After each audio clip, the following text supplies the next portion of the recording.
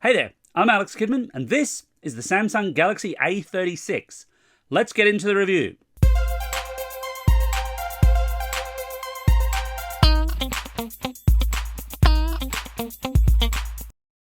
But before we do, I should point out I've had this phone for a fortnight now. It's a loaner from Samsung, which is why it's got this kind of ugly sticker on it. That just gets them a review. No particular editorial oversight, but this is not a phone that I've bought with my own money, and it will be going back to Samsung basically as soon as I've finished filming this review. Now let's get into it. The Samsung Galaxy A36 is the successor to last year's Galaxy A35, of course. Now, there was a phone that I thought was really good value for money specifically. It sat at just the right point in terms of what you got for the money. It was still very much a mid-range phone, but it was a really good one, and as such, my hopes were really high for the A36. This was why, when Samsung asked me which of the A-series phones I wanted to review first, I jumped towards the A36 because I thought, well, I really like the A35. I want to see what they've done here. In design terms, it's got a slightly larger screen, a 6.7-inch 1080 by 2340 pixel, 120Hz capable Super AMOLED display. And it's still got relatively prominent bezels. Now, it is 120Hz capable, although in typical Samsung style, that's only available as adaptive or standard. So adaptive will, as the name suggests, adapt the refresh rate relative to the content that you're using. Not every app will respect that, actually. Standard is just fixed 60Hz if you want to save a bit of battery power. At the back, the triple camera lens module switches from individual camera rings on the A35 to an elongated pill-style arrangement with all three lenses arranged vertically. And this is one of your classic phones that's never going to sit quite flat on a desk no matter how hard you try, although a case could help there. I should note, Samsung has literally loaned me physically just this phone. Nothing else, so I don't have a case or anything else with it, but there is not one in the box, so you would have to budget extra for that. Although if you are in that firm I hate cases camp, well, there is some good news here because this has Gorilla Glass Victus Plus on both the front and back of the phone. Now, glass front and back means it is a little bit slippy in the hand, can pick up a few fingerprints, but of course it does mean it's slightly more damage resistant. Not dropping the phone would still be a very wise move, though. And before anyone asks, no, I haven't hit this thing with a hammer to see how many times I have to do it before it cracks, because so many of those tests online, and especially on YouTube, are just destruction porn for the whole sake of it. I've got a whole video on that if you want to see my viewpoint there, but this should be a reasonably tough phone, is all I can say, or at least all I'm willing to say without very specific lab equipment, which most people, myself included, don't have. The primary display on the A36 is at a specification level much brighter than the Galaxy A35, bumping up from 500 nits on the A35 up to a maximum 1200 nits of brightness. And again, I don't exactly have the precise lab equipment to test exactly how bright this is getting, but I can say during the fortnight I've been testing it out and about in the Australian sunshine, yeah, it's a good screen. It's got good visibility, especially in bright light, where a lot of mid-range phones will falter. So the screen upgrades are nice in a design sense, but Samsung giveth and Samsung taketh away. And what they've taken away from the A36 that was in the A35 is any kind of microSD card expansion. You get dual nano SIM plus eSIM on the Australian model loaned to me, but no microSD card expansion. So this only has its base level storage, and that's all it's ever going to have. And yeah, I'm not a big fan. I mean, eSIM's great, don't get me wrong, but I'd much rather have like single SIM, eSIM, and microSD expansion. Samsung's position here is that it feels that users were not in fact putting microSD cards in their phones, which makes me wonder how they knew, but that thought aside, I'd still rather have the capability there. It feels like a missed opportunity in the mid-range space to make the A36 that bit more special, or at least as good as the A35 was. Now, here in Australia, the Samsung Galaxy A36 is available in only two colours, Awesome Black or Awesome Lavender. I've got the Awesome Lavender model here. But that appears to be half the colours that Samsung makes this phone in. It looks like there's white and lime variants in certain international markets. I guess they're Awesome White and Awesome Lime.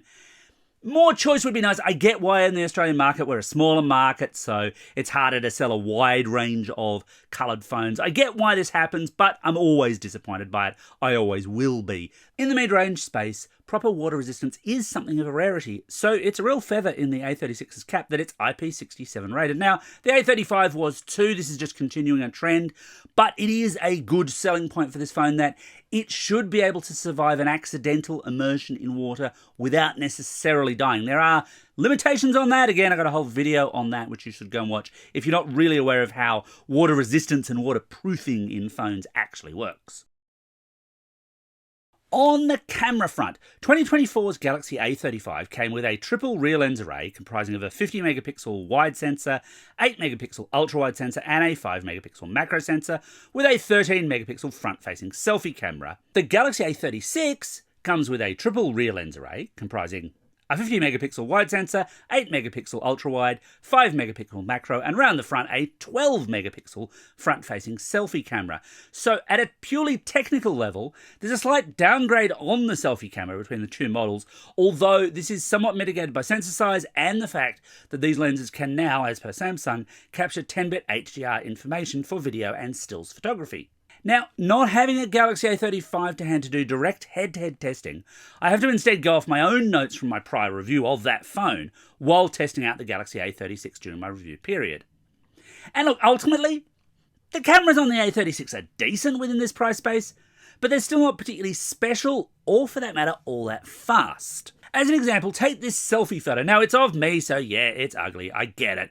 But the interesting thing here that I noticed was that taking the photo was fine, but the phone itself did take a fair while to actually process the portrait mode blur into the shot. Now, if you were taking shots just occasionally, you might never notice this. But if you were taking lots of burst photos, if you were busy with the camera, as I was, yeah, you're going to notice that. You're going to notice the camera slowing down, the phone slowing down as you load it up with photography tasks. While you have 3 lenses at the back, that's just macro, which is okay for its category, better than those terrible 2 megapixel macro lenses that were on so many phones recently, but not great. Basically the same as the A35, of course. Wide and ultra wide, but no telephoto. You just get a digital crop zoom that tops out at 10 times, and 10 times is smart on Samsung's part here, based on how it's fared in my testing. So to test that out, I headed to a very common test target of mine, a fountain at a nearby shopping centre. So here's how it looks in ultra wide. And this is a perfectly fine shot if you want all of that detail. Maybe you don't though. So switching to the wide lens, you can see it picking up a lot more light. It's very different color presentation, but that all still works pretty well. Its standard bounce up from that is 2 times zoom, which is fine, and that's a very simple digital crop, of course. And even 4 times is okay, although if you push in, you do start to see some issues appearing. At 10 times, this is not spectacular. For smaller web-only shots, it'd be okay, but it's not great. And certainly, again, if you want proper zoom, get a camera with a proper telephoto lens. I would love had Samsung gone, yeah, we'll drop the macro and put a telephoto in here. I can kind of get at this price point why you don't do that just yet. But essentially speaking, this is reasonable for zoom within what you might expect for this category. And that's true for the whole phone camera experience. It's okay, but nothing more than that, really. So last year, Samsung built the Galaxy A35 around one of its own Exynos 1380 chipsets, and it's gone down the Exynos route for both the Galaxy A56 and the Galaxy A26, but not the Galaxy A36. Rip open a Galaxy A36 and you're kissing your warranty goodbye, but what you would find is a Qualcomm Snapdragon 6 Gen 3 chipset, backed up with 6GB of RAM and 128GB of storage. As previously noted, no microSD expansion means 128GB is all this model has. And the general story I've typically found with Qualcomm processors versus Exynos equivalents is that the Qualcomms will tend to run a little faster, but chew a little bit more battery than the Exynos. That's usually been the trade-off. So I was keen to see how the Galaxy A36 might compare against the Galaxy A35, but of course, that's not the whole picture here, because you've also got a lot of other options at this price range. So here's how it compares against a range of similarly priced within the Australian marketplace phones at the time of writing using Geekbench 6's CPU test. An optimist might say, well, yeah, look, obviously that's within the range of performance you might expect out of a mid-range phone. It's certainly not bottom of the table there. But a realist would say, but hang on, it's basically performed the same as the Galaxy A35. I mean, technically ever so slightly less, but not within a mathematical level where you're going to notice it in day-to-day usage. It's not improved on it the way you might want it to, and that's absolutely true. I should also point out that at the time of writing, the Galaxy A55 can be had for about the price of the A36, and that one performs a little bit better again. On a GPU level, the Galaxy A36 does acquit itself a little better, more in line with what I'd expect in a year-to-year improvement sense. So here's how it compares using 3D Mark's benchmarks against those same phones. What this boils down to for actual app usage is very much what you'd expect for a mid-range phone. Most Android apps tend to lean towards the mid-range in terms of what they're looking for in performance terms, so most apps run well. You've got to start loading this up pretty heavily, as I did when camera testing, to start getting lag within the experience. It can happen. It's not that it never happened to me, but it's very much in line with what I would expect. What I'd also expect out of Samsung are Android upgrades, and plenty of them, and here Samsung very much has come to the party, because the Galaxy A36 will get 6 years of Android OS upgrades and 6 years of security updates. And basically in the mid-range, nobody else is doing that. I mean, yes, Google does it for its Pixel phones, but its Pixel phones start at prices much higher than they're asking for the Galaxy A36. This is a real feather in the cap for the Galaxy A36 as it stands. Of course, the A56 gets that, the A26 gets it as well. And that's worth bearing in mind. I'm hoping to review both of those phones shortly, so stay tuned on that score. Of course, it's 2025 and you can't have a phone without AI in 2025. And you might think, well, so it's another Galaxy AI phone, right? Nope. This instead gets what Samsung's calling Awesome AI, and Awesome AI is basically a code phrase for it's got a couple of AI features, but the NPU can't handle what we do with Galaxy AI. I mean, I'm sure that's probably not in a Samsung document anywhere, but it's the truth. You get circle to search, you get a simple object remover in the camera on the A36. There are a few features in the A56 under that Awesome AI banner, which are basically borrowed from Galaxy AI. So if AI matters to you, and I'll be honest, so far what I've seen out of consumer-based AI has not blown me away, but if it matters to you, the A56 might be a better buy. But again, stay tuned for my full review of that, which hopefully should be coming soon. On the battery front, the Galaxy A36 has a 5,000 mAh sealed battery, very much on par with what you'd expect out of nearly every non-folding Android phone right now. And as always, battery life is highly conditional.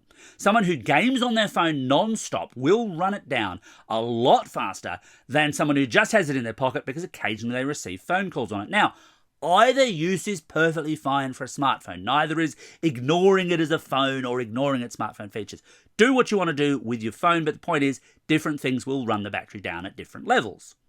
So to give this some kind of comparative picture, and I do have a full video on battery testing, which you can go and watch at your leisure, but I digress, I turned to my standard YouTube battery test to see how the Samsung Galaxy A36 compares to its similarly priced competition at this point in time. And again, an optimist might say, well, that 95% figure for the first hour is not bad, and it's not. Anything that falls below 90% in that first hour, I find, is a phone that's probably going to struggle for most people to last out a day without needing a charger. So 95 is fine, but it's not as good as its competition. It's not as good as its predecessors. That Qualcomm chipset is clearly sucking up a little bit more power than I'd like to see. As I already mentioned, the phone that I'm holding right now is all that Samsung's loaned to me, but if you buy one in Australia, and I believe in all other markets, I'm not 100% sure, but I'm pretty sure this is true, if you buy one, you'll get a box, you'll get the phone, you'll get a SIM tool, and you'll get a USB cable. That's it, no charger in the box. Now, it does support up to 45 watt wired charging, which is really nice to see, nice and quick, a great little get from the faster and higher priced Samsung phones, but you will need to budget for a charger to actually top it up at that level. So should you buy the Samsung Galaxy A36? Well, look, this is a decent mid-range phone whose best feature isn't really hardware.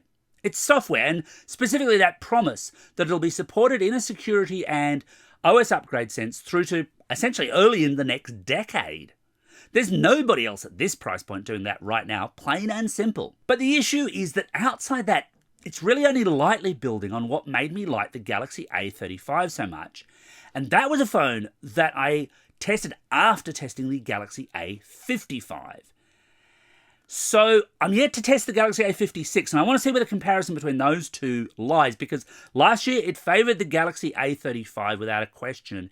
This year, I think the Galaxy A56 might have it. Essentially, I wanted Samsung to do a bit more with the Galaxy A36 than they did, and I really didn't want them to remove the microSD card functionality.